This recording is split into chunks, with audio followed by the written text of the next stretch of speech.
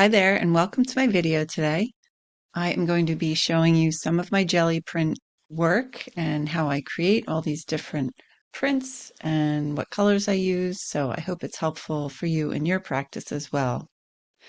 So I did just get this new peachy looking color. It's called Naples Yellow Red, and I wanted to kind of give it a try with some pink. I felt like they would blend nicely. I'm just using a little bubble wrap to give it a little texture. And as I'm making these, I am thinking about how I'm going to use these papers. I'm not just making papers for fun. I'm making them so that I can actually use them in my collage work. So one of the things I love to do when I am making jelly prints is to use my little helper plate over here on the side. I use it generally to combine colors and to kind of lighten them up before I put them on the main plate. But then what happens is I end up using it to make smaller prints as well. So they're also great to use to put some prints on deli paper, which I love using for collage work. So as that helper plate is drying, I put a little stencil on there and some stamp. I am putting a layer of parchment on top of this one, and I'm printing it in my um, jelly paper book. I decided to make a book for jelly prints because I have so many floating around and I just think it's easier to keep it all in one book. So as that's drying, I'm just adding a little, this is actually a purplish looking color, but it's called powder blue. Just using that as the top color to pull all the paints off. So while that helper plate dries, I think this one is ready. And I'm just going to pull the first print. So this is great. It gives me a little variation. The pink and that peachy color. It's definitely a paper I will use. And then here is the helper plate print. That's a really nice neutral looking background print that I'll use as well. So this next color is bright aqua green.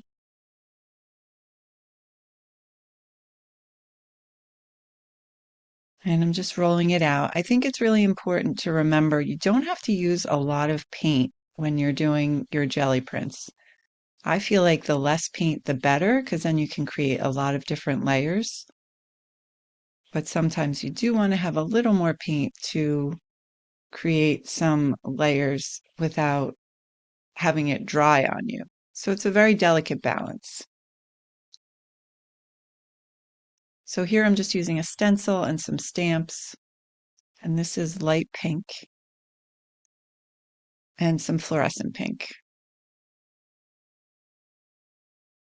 So again, using a very light amount of paint. And I think that's why I like using the helper plate because it allows me to kind of roll it out a little without putting a big glob on the main plate. It's all a big experiment. You kind of have to just play around with it depending on what paints you have. If you're using acrylic paints or if you're using craft paints, which you can, they all behave differently on the jelly plate. So you want to kind of experiment and see what works for you. So while that's drying, I'm just going to create another print over here on the helper plate and just using this rainbow stencil on some deli paper. I love using the deli paper for the helper plate because it's just the right size and it creates some nice pieces I can use as little background prints.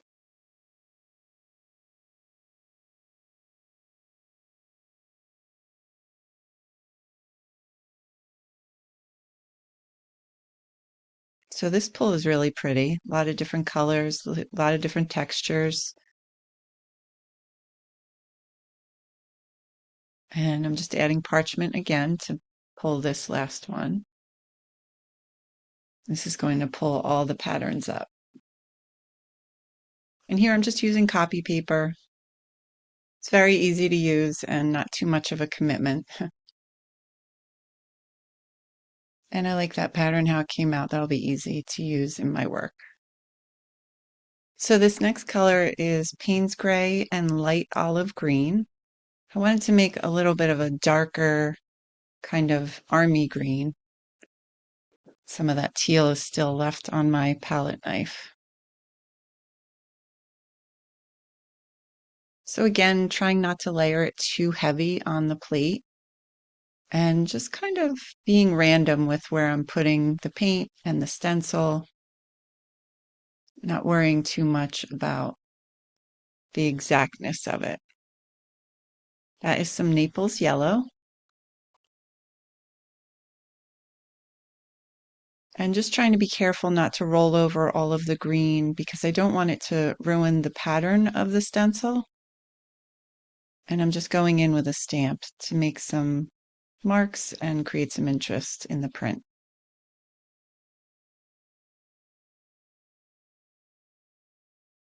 Here's another stamp, a number stamp. The thing you have to remember about a number stamp on Gelli prints is that it will print backwards because it's printing correctly, and then when you take the impression, it prints backwards. So I'm just lightening up the bright aqua green here with a little titanium.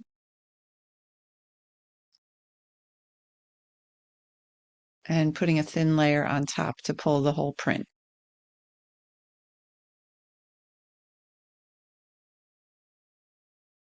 I really love printing in a book because it allows me to keep all the prints in one spot and it reduces my clutter, which is nice.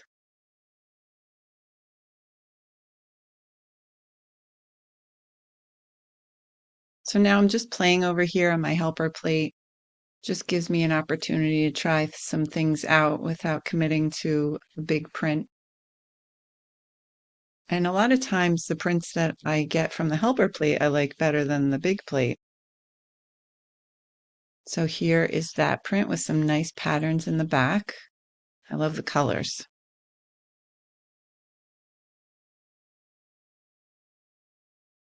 This print is a little kind of more solid, but I like that area at the bottom for some collage work. And then this print, I'm using the stencil as an actual stamp. So I'm just rolling paint over the stencil print. And it kind of looks like a stamp.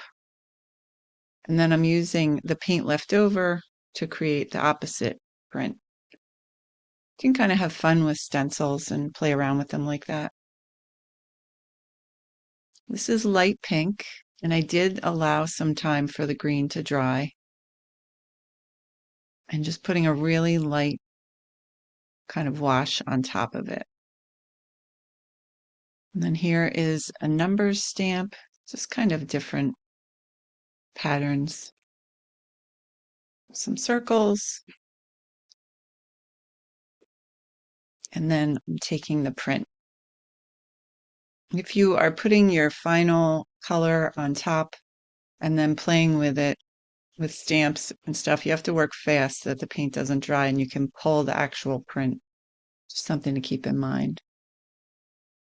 So again, just playing with the helper plate, seeing what shows up.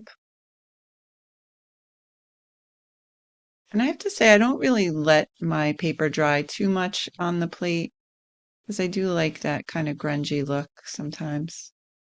So here's the pretty pattern. I love those colors. And then here's the helper plate. Another nice solidish looking collage. So here are all the prints in about 20 minutes playing around on the plate. It's really a fun tool to use in your art practice.